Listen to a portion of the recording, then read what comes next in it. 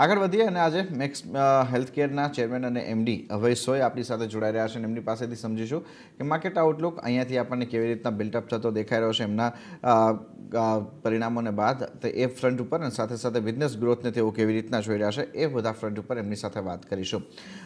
Sir स्वागत है CNBC बाजार में।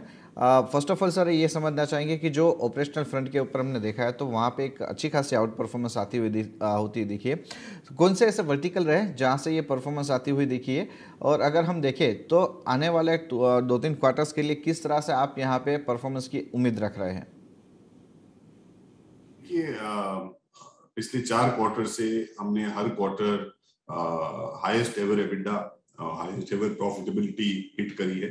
और इसका सबसे बड़ा रीजन रहा है कि 2 साल पहले हमने स्ट्रक्चरल कॉस्ट सेविंग्स या परमानेंट कॉस्ट सेविंग्स जो है वो काफी हमने अंडरटेक करी, जो इम्प्लीमेंट करी है पिछले 2 साल में, और उनका फायदा आप आज की डेट में देख रहे हैं।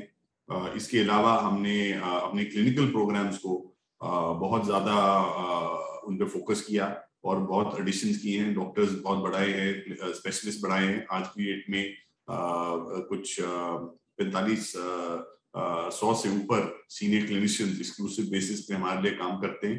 और हम high and tertiary care, high and surgery करते हैं ज्यादा। तो आप देखेंगे 30% जो हमारे टोटल बेड हैं, 30% वो क्रिटिकल केयर बेड्स हैं, और 55% से ऊपर रेवेन्यू हमारे सर्जिकल रेवेन्यू से आते हैं। और ये दोनों जो आंकड़े हैं वो हमारे किसी भी कंपेटिटर या किसी भी पेयर ग्रुप या किसी और player of in the health care sector उससे ज्यादा हैं। तो हम ज्यादा टर्शरी केयर, ज्यादा क्रिटिकल केयर कर रहे हैं, और इसमें हमने जैसे बताया डॉक्टर्स को ऐड करके वृद्धि भी करी और कॉस्ट सेविंग्स भी की है। तो अब उसका आप रिजल्ट देख रहे हैं। साथ ही सर अगर यहाँ पे बाइफिकेशन आप दे पाए कोविड और नॉन कोविड रेवेन्यूज के फ्रंट के ऊपर, तो वो किस तरह से देखने को मिला है? देखिए, हमने हमेशा ही आउट परफॉर्म किया है।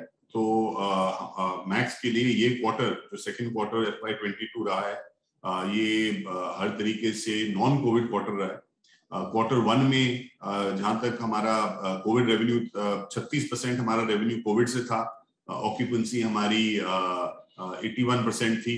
लेकिन और पहले क्वार्टर 1 FY22 में हमने वैक्सीनेशन रेवेन्यू में भी काफी बढ़ोतरी देखी, क्योंकि 136 करोड़ हमारा वैक्सीनेशन रेवेन्यू से आया क्वार्टर 1 में। उसके कंपैरिजन में अगर आप क्वार्टर 2 देखिए तो हमारा जो ऑक्यूपेंसी है वो 81% से कम होकर 75% हुई। लेकिन 36% जो हमारा कोविड रिलेटेड रेवेन्यू था क्वार्टर 1 में, उसके कंपैरिजन में क्वार्टर 2 में 2% से लेस, 1.5% के करीब टोटल रेवेन्यू रहा है हमारा सिर्फ कोविड से। तो जो 75% ऑक्यूपेंसी रही है वो पूरी की पूरी आप देखें ऑलमोस्ट नॉन कोविड से ही रही। और ये ऑक्यूपेंसी लेवल्स हमारे प्री कोविड टाइम से हायर है। तो हम जो देख रहे हैं कि जितनी भी हमारी इलेक्टिव सर्जरीज हैं, जितनी भी हमारा नॉन कोविड बिजनेस है, वो वापस ही नहीं आया, लेकिन प्री कोविड लेवल से बढ़ भी गया है। और इससे सबसे अच्छी बात ये है कि ये नंबर जो है, ये जो आंकड़े हैं, ये डोमेस्टिक डिमांड से भरे हैं। जो हमारा इंटरनेशनल बिजनेस है वो अभी भी सिर्फ 1/3, 1/3 लेवल पे क्वार्टर 2 में आया। और वो इंटरनेशनल बिजनेस हम प्रेजेंटली देख रहे हैं कि बहुत तेजी से वापस बढ़ रहा है प्री कोविड लेवल की तरफ। सर अगर हम ऑक्यूपेंसीज की बात करें और साथ ही साथ यहाँ पे अगर हम इम्प्रूवमेंट को फर्दर किस तरह से आगे बढ़ता हुआ देख रहे हैं, वहाँ पे अगर हम बात करें तो ARPOB जो है वो कंडीशन कहाँ पे आती हुई दिखेगी, और साथ ही कॉरपोरेट और इंटरनेशनल किस तरह से ये रीओपनिंग की इम्पोर्टेंट यहाँ पे आपको आती हुई दिख रही है? क्योंकि अब जैसे समझिए कि इंटरनेशनल मार्केट में रीओपनिंग हो चुकी है, तो क्या फिर से हमारे यहाँ जो मेडिकल टूरिज्म है वो भी शुरू होता हुआ दिख रहा है या नहीं दिख रहा है? देखिए, इस साल के पहले क्वार्टर में, क्वार्टर 1 FY22 में 45 लाख का हमारा एबिटा पर बेड था। क्वार्टर 2 में, इस क्वार्टर में हमारा एबिटा पर बेड 55 लाख का रहा है, 55 lakhs। और ये सेम टाइम लास्ट ईयर में सिर्फ 26 लाख था। तो आप बढ़ोतरी देखिए सिक्वेंशली, क्वार्टर ऑन क्वार्टर या ईयर एंड ईयर, दोनों में बहुत ज्यादा वृद्धि हुई है। और जैसे मैंने कहा और आपने भी सुना कि इससे पहले ये इंटरनेशनल बिजनेस नहीं आया, उसके बावजूद ये नंबर्स हैं। तो ये नंबर्स हम और पहले भी अगर आप देखें हिस्टोरिकली तो जो फर्स्ट हाफ होता है उसकी परफॉर्मेंस सेकंड हाफ से थोड़ी कम रहती है, सेकंड हाफ की परफॉर्मेंस थोड़ी बेटर रहती है। तो हम यही एक्सपेक्ट कर रहे हैं कि इस साल भी सेकंड हाफ की परफॉर्मेंस हमारे फर्स्ट हाफ के कंपैरिजन में बेटर रही रहेगी। ओके। सर, आखिर में एक चीज़ ये भी समझना चाहेंगे कि डेट रिडक्शन के लिए क्या प्लान है? कब तक हम डेट फ्री होने की गुंजाइश रख सकते हैं? कौन से क्वार्टर में इसका एक्चुअल रिफ्लेक्शन हमें आता हुआ दिखेगा?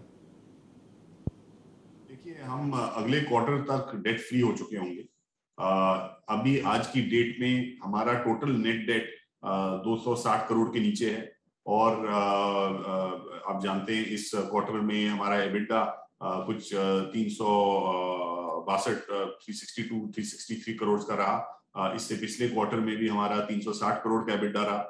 तो हमारा जो क्वार्टरली फ्री कैश फ्लो है उससे कम डेट है हमारी बुक्स में, तो अगले क्वार्टर तक तो हम पूरे ही डेट फ्री हो जाएंगे।